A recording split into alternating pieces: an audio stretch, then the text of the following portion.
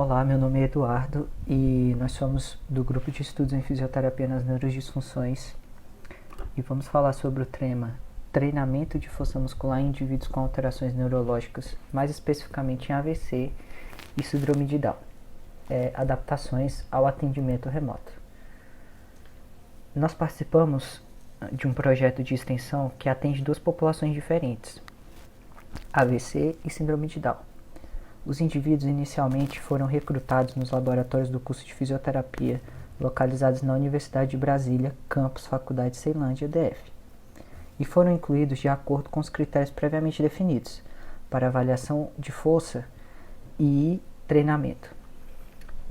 Para avaliação de força muscular, utilizamos a dinamometria manual e o teste de 1RM, além de outras avaliações através de escalas.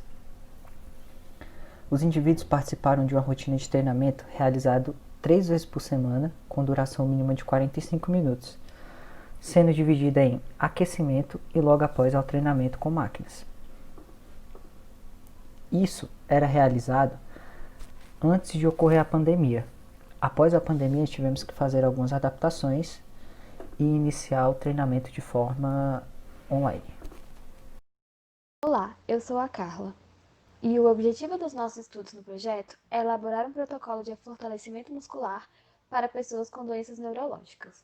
Este protocolo inclui entre 3 e 4 exercícios para fortalecimento de membro superior e 3 a 4 exercícios para fortalecimento de membro inferior, além de um exercício para aquecimento. O treino no ginásio durava em média 45 minutos. O fortalecimento pode influenciar a melhora de diversos aspectos da vida de uma pessoa, incluindo melhora do equilíbrio, ganho de autonomia, prevenção de lesões, entre outras coisas. Olá, eu sou a Laura e sobre as adaptações. Como realizar o treinamento para pessoas com diferentes padrões de movimento? Cada participante é avaliado individualmente e, através disso, o treinamento é prescrito. São realizados protocolos para avaliação de força muscular tanto no grupo AVC como no síndrome de Down. Os resultados dessas avaliações, bem como de testes funcionais, trazem uma ideia global do indivíduo, principalmente em relação à sua autonomia e limitações, servindo como direcionamento em relação ao déficit ou não de força muscular. É importante saber as patologias associadas, caso elas existam, para que determinados exercícios sejam evitados ou adaptados. As adaptações já eram realizadas desde o atendimento presencial, devido às condições de alguns indivíduos ou em situações onde os aparelhos não estavam disponíveis para uso. No grupo Síndrome de Down, por exemplo, se tratavam de crianças e adolescentes de até 18 anos. Alguns dos participantes não tinham comprimento de membro suficiente para realizar o exercício em determinados aparelhos. Nesse caso, utilizávamos cunha ou afins para possibilitar os movimentos, além de faixa na cintura para evitar compensações com o tronco. Nos dois grupos, AVC e síndrome de Down, em alguns casos haviam limitações para a realização dos movimentos no aparelho, sendo necessário adaptar os exercícios buscando ativar os mesmos grupos musculares. Para membros superiores, o chest press e o remo eram substituídos utilizando elastos ou halteres. Para membros inferiores, poderia haver substituição do squat por agachamentos e cadeira flexora e extensora realizados com o uso de caneleiras com carga. Nessas imagens, podemos ver um dos participantes do grupo AVC realizando os movimentos nos aparelhos chest press e remo. Ao lado, podemos ver as suas possíveis adaptações, que seriam com halteres e elastos. Nessas imagens, temos duas participantes do grupo Síndrome de Down realizando os movimentos nos aparelhos cadeira extensora e cadeira flexora. A sua substituição era feita com o uso de caneleiras com carga. Olá, meu nome é Darlene. Nos anos de 2018 e 2019, o projeto teve acesso à lista de espera de pacientes que aguardavam por fisioterapia após AVC em diferentes hospitais e UBSs, totalizando em média 90 pacientes. Através de ligações iniciais e encontros presenciais, os mesmos eram avaliados e, seguindo critérios de inclusão, poderiam fazer parte do projeto. Porém, a adesão era quase nula, e mesmo após a quase eliminação dos critérios de exclusão, apenas 10 puderam participar, o que representa 11% dos indivíduos, como está marcado em vermelho. Os demais desistiram por morarem muito longe ou por não conseguirem comparecer nos dias de treinamento, por terem que trabalhar ou terem consultas médicas constantes. Haviam casos em que eram acamados. Critérios de exclusão rígidos tendem a diminuir a retenção de indivíduos em um estudo. Mas levando em conta que mesmo com a redução ou quase exclusão total desses critérios, a porcentagem permaneceu baixa, percebeu-se então informações importantes que explicariam essa não adesão. Os mesmos dependiam de familiares para levá-los ao local, sendo que em muitos casos esses familiares não tinham disponibilidade por causa de seus trabalhos e obrigações pessoais, ou como já falado, o próprio paciente estaria trabalhando no horário dos treinamentos. Haviam pacientes que mesmo com sequelas de AVC ainda conseguiam trabalhar. Alguns moravam muito distante do ginásio e mesmo com o auxílio transporte oferecido pelo projeto, eles escolhiam não ter que demorar tanto no trânsito por causa de sua condição de saúde. Muitos faltavam constantemente aos treinamentos por causa de consultas médicas ou apenas por razões não clínicas, e houveram casos que, ao entrarmos em contato, já haviam ido a óbito. No que diz respeito aos pacientes de síndrome de Down, sua adesão foi através da divulgação do projeto pelas redes sociais, atingindo 19 indivíduos com idade de 4 a 18 anos, moradores do Distrito Federal, que participavam assiduamente do treinamento, com raras faltas em caso de adoecerem ou quando, por algum imprevisto, perdiam um ônibus que utilizavam para chegar ao ginásio. Essa imagem, no caso, ela representa os pacientes de AVC, porque a realidade dos pacientes de síndrome de Down, por serem crianças, é diferente das de AVC, que se trata de pessoas adultas, e essa realidade ela vai ser mais tratada à frente. Mas, então, em vermelho nós temos representado a adesão, foi de 11%, e em preto as razões que faziam eles faltarem ou então fizeram com que eles não pudessem participar do projeto, por morar longe, por depender de familiares, que entre todas as questões já foram abordadas, ou a motivação do paciente. Como também foi abordado, haviam casos em que eles faltavam, não era por uma questão clínica ou uma razão que realmente justificasse a sua falta. Eles nos avisavam que não iria, a gente desmarcava o treinamento, mas era mais pela motivação do próprio paciente. Olá, meu nome é Micaele. Sabe-se que em março de 2020, a Organização Mundial de Saúde, OMS, declarou estado de pandemia da doença Covid-19.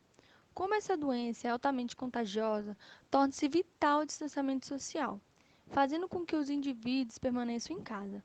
Isso acarretou impacto na saúde mental, tendo em vistas as alterações emocionais, cognitivas e comportamentais. A literatura define como situações estressoras aquelas dos quais o indivíduo se vê com dificuldade para lidar por estar além de sua capacidade de enfrentamento, ou aquelas nos quais ele se avalia como impossibilitado de lidar com conflitos internos gerados por esse evento. Uma pesquisa realizada pela Universidade Federal de Minas Gerais, Fiocruz e Unicamp mostrou que as pessoas passaram a ter maior consumo de álcool e cigarro, e uma pior alimentar seguida de sedentarismo. Outra pesquisa realizada pela Universidade do Estado do Rio de Janeiro mostrou que os casos de depressão praticamente dobraram entre os entrevistados, enquanto as ocorrências de ansiedade e estresse tiveram um aumento de 80% nesse período. Alguns dos principais estressores estão relacionados à duração da quarentena, ao distanciamento social, a frustrações, ao tédio e bem como o acúmulo de tarefas, incluindo a realização de atividades normalmente feitas fora de casa, a falta de suprimentos, a inadequação das informações e as dificuldades econômicas. Relaciona-se também à Covid-19 o medo de contrair a doença, a preocupação com a saúde própria e a dos entes queridos, o estigma da doença e os riscos de trabalho, no caso de profissionais de saúde e de serviços vitais. Olá, eu sou a Gabriele. Bom, tendo em vista a necessidade de se adotar o distanciamento social e que somente os serviços essenciais puderam continuar funcionando como antes, surgiu um protagonismo do teleatendimento na fisioterapia durante a pandemia. O Conselho Federal de Fisioterapia e Terapia Ocupacional, COFITO, publicou a Resolução número 516, de 20 de março de 2020, e foi permitido, em caráter excepcional e temporário, o atendimento não presencial de pacientes, por parte de profissionais de fisioterapia e terapia ocupacional. Para contribuir com o controle da disseminação da doença e também para proteger nossos pacientes, alunos e professores envolvidos no projeto, vimos que era necessário elaborar estratégias de intervenção de forma online, adaptando os treinamentos que já eram realizados no projeto, para que os pacientes conseguissem fazer em suas casas, visando minimizar os efeitos do isolamento social causados pela pandemia. Essas adaptações vão ser apresentadas logo a seguir. Olá, meu nome é Lara e, como já foi dito anteriormente, nos atendimentos presenciais o aquecimento era feito na esteira e os exercícios de fortalecimento muscular eram feitos nas máquinas do ginásio terapêutico e alguns feitos com halteres de pesos moderados. As estratégias adotadas para adaptar esses exercícios foram de substituir os halteres, caso o paciente não tenha em casa, por garrafas d'água ou sacos de comida, como arroz ou feijão, com 1 kg, ou então na utilização do elástico garrote. A melhor adaptação é definida após a primeira avaliação do paciente, que é feita através de uma videochamada. Nessa videochamada, nós conhecemos o ambiente em que ele vive, os espaços que ele possui para a realização dos exercícios, as condições socioeconômicas, quais são as atividades de vida diária desse paciente e a disponibilidade dos horários, sendo que é marcado um horário fixo em um dia da semana com cada paciente para poder fazer o acompanhamento. Após essa primeira avaliação, são definidos os exercícios que melhor se adequam a esse paciente. Dessa forma, são montados protocolos de atendimento específicos para cada um e, para facilitar o entendimento dos exercícios passados, são tiradas fotos e feitos vídeos explicando cada um deles. No atendimento presencial, os exercícios para membros inferiores eram feitos na cadeira extensora, na cadeira flexora, no squat, e os exercícios feitos para membros superiores eram feitos na máquina de remo, no chest press e com halteres de pesos moderados. Olá, sou a Gabriela. Como dito anteriormente, fizemos algumas substituições dos equipamentos do ginásio para que os exercícios sejam feitos a domicílio. A primeira substituição que sugerimos para nossos pacientes foi a marcha estacionária, para substituir a esteira. Como vemos no vídeo, é importante ter o posicionamento adequado para a realização do exercício.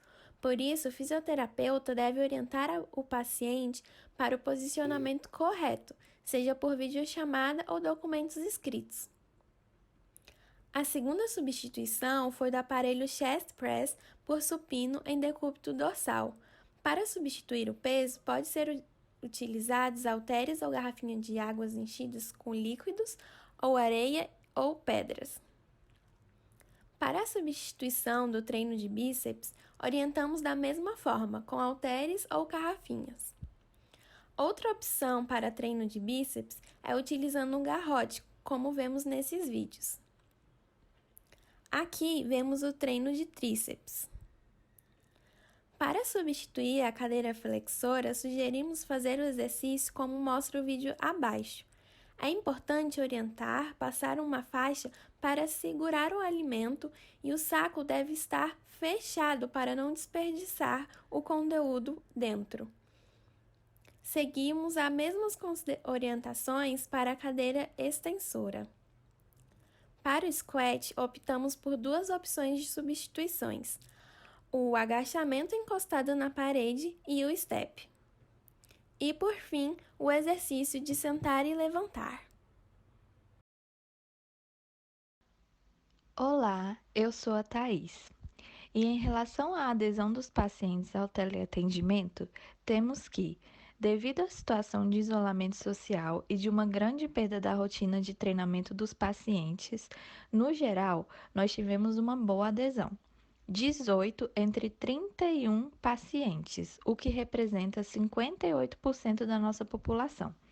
Mas, de acordo com o nosso projeto, observamos que é mais difícil a adesão das crianças, pois depende de um acompanhamento de pais ou responsáveis que nem sempre têm disponibilidade, além de depender do interesse da criança em realizar o treinamento. É importante conhecer o ambiente em que o paciente realizará o treinamento e se adequar àquele ambiente e às possibilidades que ele nos permite. É importante também ter constância nos teleatendimentos.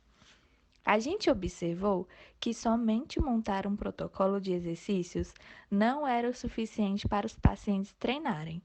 Então, é importante realizar videochamadas e acompanhar todos os treinamentos, instruindo o paciente sempre que necessário.